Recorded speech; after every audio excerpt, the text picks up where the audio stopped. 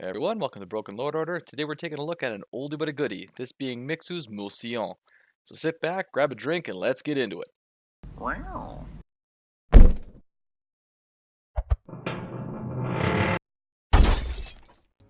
So I'm sure most of you recognize the name Mixu. He is probably one of the biggest, if not the biggest, modder in the entire Total Warhammer community. They almost always do amazing work, and their Mousillon mod is no exception. Now this came out way back in the Total Warhammer 1 days, and has continued to be updated all the way right up until the Shadow and the Blade patch, so props to Mixu for sticking on top of this one. As you might expect, this adds Mousillon as a faction into the game. They play kind of like a hybrid of Bretonia and the Vampire Counts. They've got a few unique things that we'll get into later on, but that's the sort of top-down view of how they work. Now, for that split between Bretonia and the Vampire Counts, it still definitely favors the latter. I mean, you've still got a mostly vampiric tech tree, you still have a mostly vampiric unit roster, you still select from vampiric lords and the like, with some exceptions, but primarily a vampiric faction. And when it comes to their actual race for other mods, they are a Vampire Counts race. So, for example, the RBO Necromancer would show up with Mousillon, whereas Bretonia specific things would not show up in their faction. As I'm sure most of you probably saw in the vanilla game, the Red Duke was already available there, although they weren't ever really made playable, nor were they really properly fleshed out. Mixu went ahead and corrected for all that. However, to play as them, you do need an unlocker.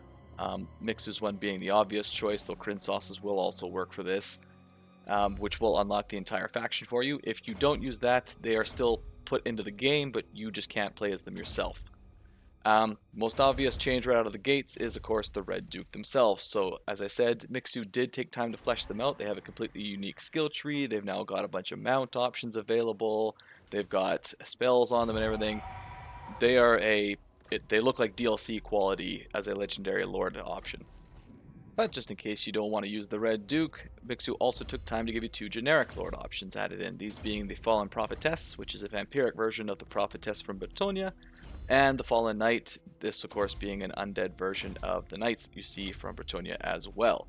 They are both given, again, unique skill trees. There's a really cool one with the Fallen Knights and Dark Prophetess where you actually you unlock them by getting the fifth Blood Kiss option available. They actually replace out the Von Karstein one, which I thought was a really cool touch to throw in there.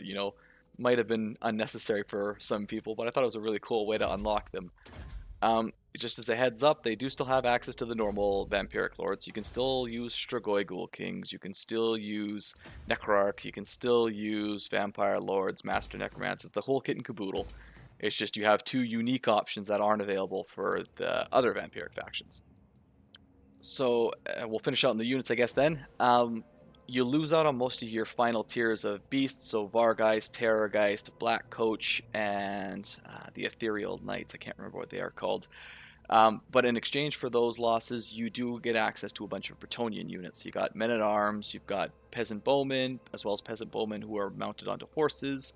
You have access to both a field trebuchet and an unholy field trebuchet, which I thought was a really neat touch. You have a bunch of ethereal versions, or at least undead versions, of the Bretonian Knights, whether the Knights Errant, Questing Knights, or Knights of the Realm. And then the last up, you have a sort of Banshee-esque unit in the form of the Wailing Hags, which is also pretty fun to use. They also do have a bunch of Regiments of Renown. I'm not going to get into them all because they play incredibly unique. They are probably some of the best Regiments of Renown in any mods. Really, really good work there. I mean, the Doom Reliquary of Mordek was probably one of my favorite units, full stop. But yeah, the unit roster, in case you're not catching it, plays quite differently to the standard Vampire Counts one. You're not really aiming for late game beasts to sort of hold your army together. In this one, of course, you lose those late game beasts. You're actually more aiming to have your infantry units act as tar pits in order to let your artillery, your ranged units, and especially your cavalry do most of the heavy lifting for you. The amount of work Mixu did to make these play in battles as a unique faction is really, really good, and it shows quite obviously. And then just one last little detail before we finish up with the units, actually. The skeletons, whether pole arms or swords, the Black Knights and the Grave Guard, again, whether great weapons or not, they've all been given a unique little skin, which, again, while unnecessary, is thoroughly, thoroughly impressive to see. the amount of work and the amount of love Mixu has put into this, it shines through. I mean, this essentially plays like an actual official DLC that just happened to have been created by one person with a ton of passion for the game. Genuinely impressed by the amount of work that's been done here. So just before we wrap up, then we'll do a brief little touch upon compatibility. As I kind of hinted at the start of the video, for the most part, this is compatible with most of the vampiric stuff. I haven't had any issues with it fighting any other mods that I've had so far. I will say I have had issues with Mixu's mods fighting stuff before. This one seemed to play nice, and on a really cool note, if you happen to use Why So Furious' additional lords and heroes, this will add Malabot in as a legendary lord option only for Mixu's Mousillon, which is a really cool touch. To get them is pretty easy, you just have to take over Lioness. But as a result, you now have, through 2 mods, a unique playing faction, as well as 2 legendary lords and a bunch of additional stuff past that. So, word of advice, if you are going to download this mod, and I thoroughly recommend that you do, also pick up Why So Furious' additional lords and heroes and just take advantage of the free stuff. So one thing I actually really enjoyed when I was playing this mod is actually the start of it. It is a pretty difficult start. You're at war with the people directly north and south of you. You have an extremely weak starting army. You don't have much in the way of defenses. You don't have much in the way of economy. Like, it's very easy to get screwed up right out of the start, especially if you do a stupid sign like I did right at the start. But I actually really enjoyed it. I mean, the vampire counts in general already have a pretty quick start thanks to how fast they can start working through the tech tree. But Mousillon takes that and cranks it to 11. You've got options about where you're going to go real quick. How much are you going to go attack? How much are you going to go to defense? When are you going to get that second army up and running? And it's a crucial decision for them. Like, there's a ton of different pieces in play here, and it makes for an extremely fun start. I'm not sure how much of this is just random luck and how much of this was specifically tailored by Mixu, but again, super fun campaign experience.